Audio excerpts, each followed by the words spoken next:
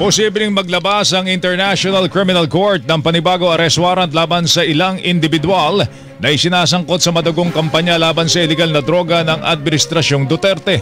Itong sinabi ni dating Senador Antonio Trillanes IV matapos niyang makipagpulong sa ilang miyembro ng ICC sa The Hague, Netherlands. Isa si Trillanes sa naghain na reklamong crimes against humanity laban sa dating Pangulong Duterte. Kabilang po sa tinukoy po ng dating senador na posibleng isyon po ng arrest warrant ay sina Senador Ronald De La Rosa at Senador Bongo. Yung warrant, ang na-expect na lang natin ay dalawa. Isa kay Bato, isa para kay Bongo. Hinihinga ng GMA Integrated News na pahayag sina De La Rosa at Go hinggil sa bagay na ito.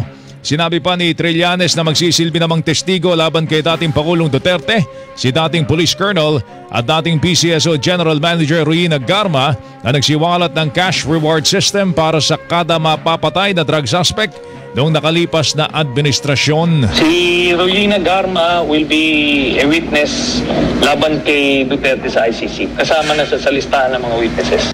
Tinig po ni dating Senador Trillanes, mga kapuso. Una nang sinabi ni Justice Secretary Jesus Crispin Remulla na nagpunta si Garma sa Malaysia noong isang buwan para makausap po ang ilang kinatawan ng ICC at pumayag na tumistigo laban naman sa dating Pangulo.